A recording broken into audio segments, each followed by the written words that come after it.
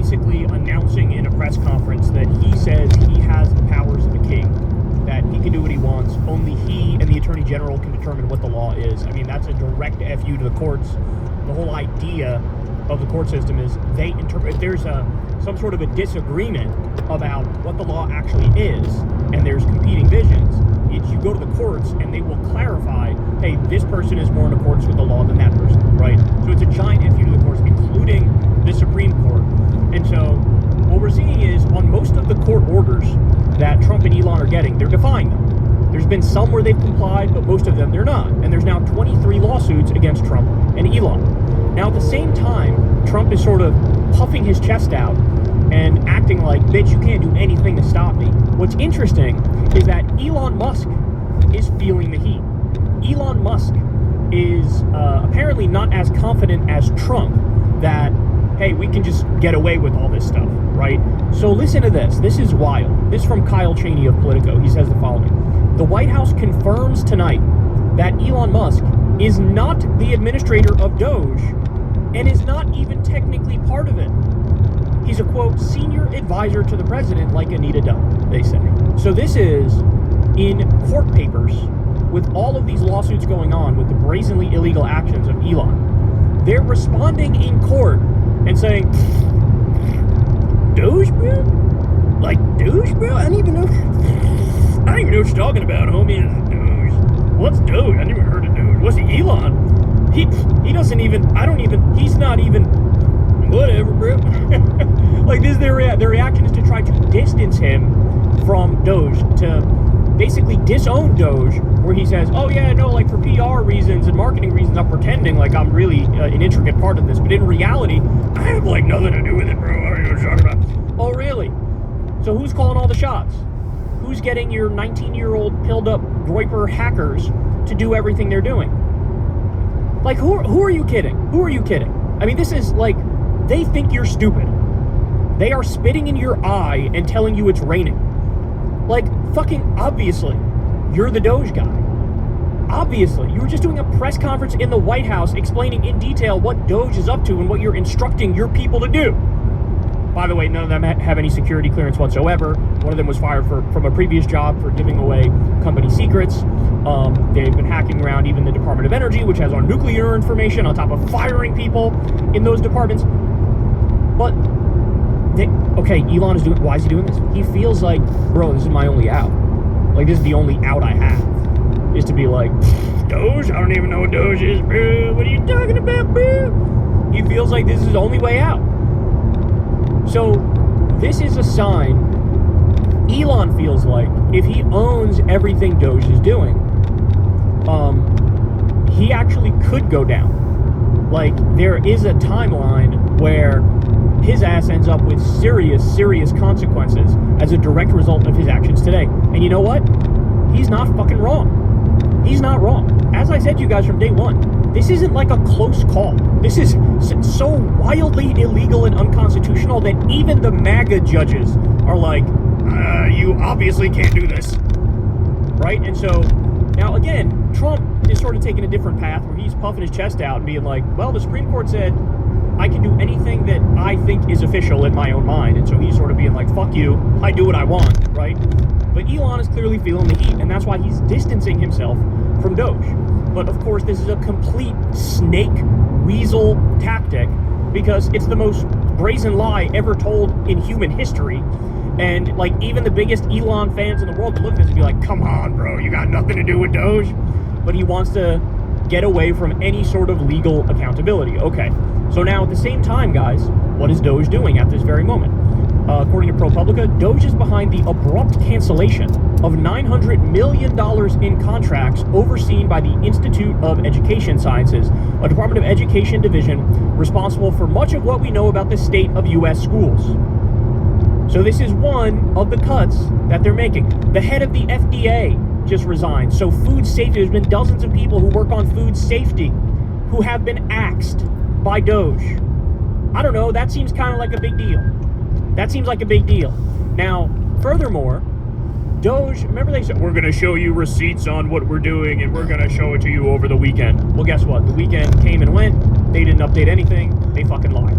Soon thereafter, they decided, okay, yeah, here, we'll post some stuff of what we're doing. Are you ready for this, guys?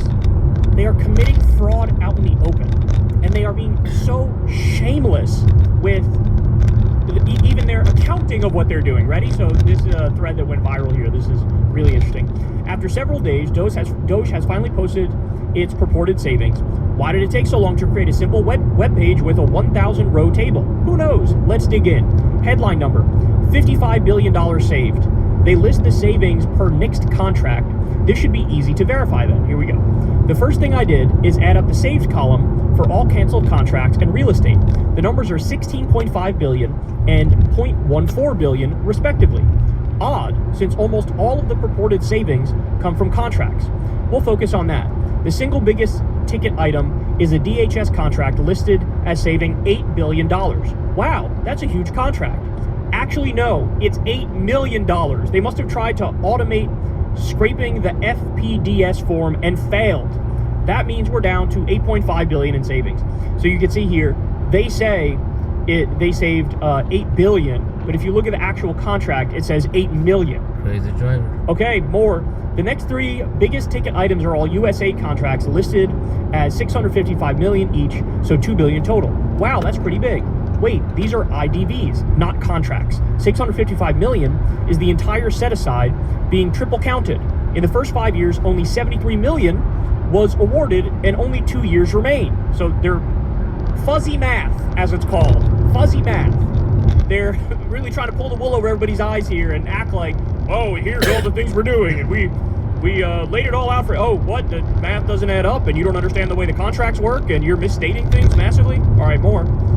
So we're down to 6.5 billion in savings, and an alarming trend emerges. Doge does not seem to understand how the government contracts they are canceling work.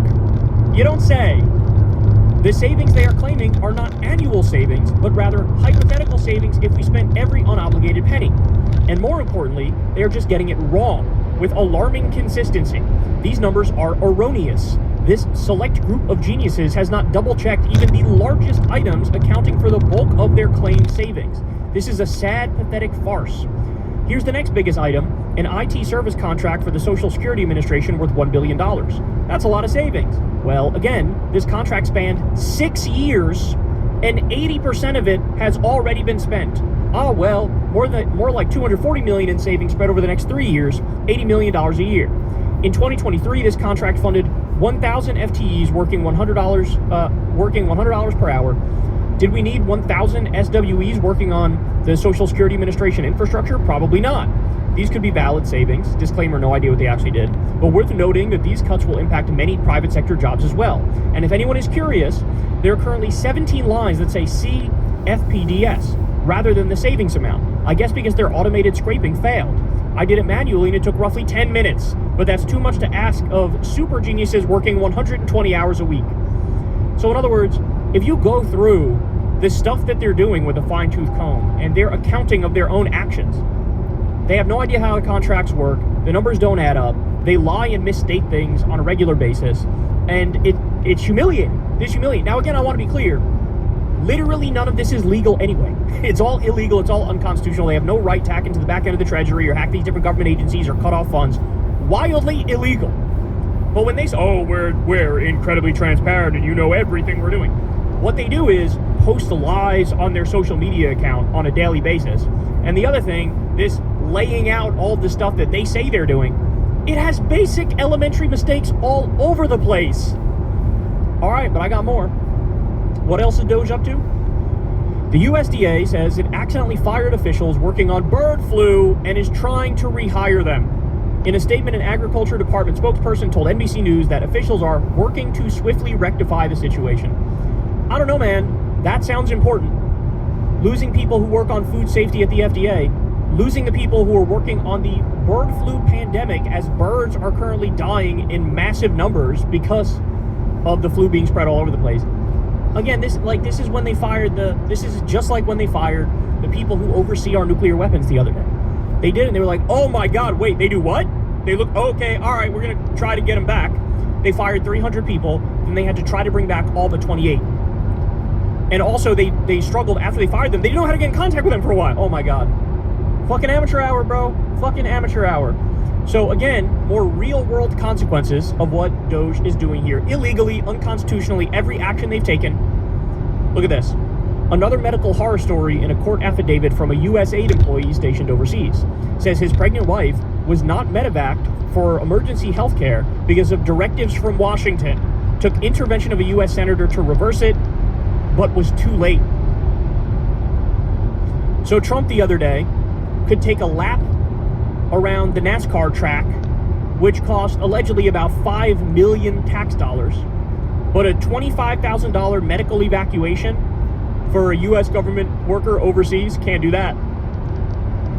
And there were dire consequences. More. This is Doge in practice, y'all.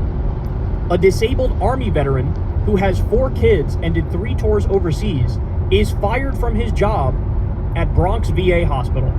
So they say Luke Graziani, a disabled Army veteran, was 5 weeks from completing his probation year on Friday when he logged into his work computer at the Bronx Veterans Affairs Hospital. Waiting on the screen was a boilerplate termination email citing performance concerns. Graziani printed out the message and took it to his boss, who was shocked and promised to submit a request for exemption. Quote, "You're critical staff," Graziani recalled his boss saying. "We're going to try." Graziani, who is 45 and has 4 children, had believed until this weekend that his veteran status would protect his job.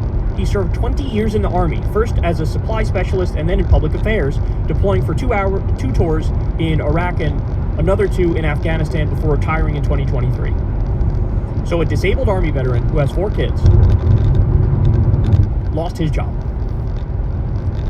Elon Musk has gotten $20 billion in corporate welfare directly from U.S. taxpayers for his companies. $20 billion. He just got another $400 million to make armored Teslas. So Elon gets to keep his $20 billion, and this guy can't keep his job that he uses to provide for his family, this disabled veteran who served his country. You've got a long to-do list. Real world impacts of what they're doing. Guys, here's a point, and I'm sort of humiliated and embarrassed that this didn't occur to me sooner. Because remember, what's the nominal cover story for Doge? Bro, waste, fraud, and abuse, bro. They're going after waste, fraud, and abuse. Well, as you've seen 1,000 times over, that's nonsense. They look at any program they personally don't like, and they say, get rid of it. Right? So the robber barons and the billionaires and the oligarchs, they keep shaking down the taxpayer and taking the money. But they look at something like USAID and cancer research for the NIH and HIV treatment for kids overseas and all these different things, and they go, fuck it, we don't like that, get rid of it. Right? But the cover story is waste, fraud, abuse. We're going after waste, fraud, and abuse. Well, guys, we already have in our government, baked into the system and already passed and approved by Congress, we already have a number of ways to track the waste, fraud, and abuse and right the wrongs. Okay? So one thing is the inspectors general. Well, guess who fired the fucking inspectors general right when he got into office? Donald Trump. If you're really interested in stopping waste, fraud, and abuse, you would not have mass laid off the inspectors general. What that proves is you're actually okay with waste, fraud, and abuse as long as the waste, fraud, and abuse is going into your pockets and your donors' pockets and the billionaire robber barons' pockets. You have no problem with waste, fraud, and abuse. If you and your buddies are getting rich based off it, that's why you fired the inspectors general. You have all these corrupt deals and you want to keep them in the dark. Okay, that's point number one. The inspector general look for waste, fraud, and abuse. There's also the Government Accountability Office, again, approved by Congress, and their whole job is to crack down on waste, fraud, and abuse. So, by the way, here are some specifics on this.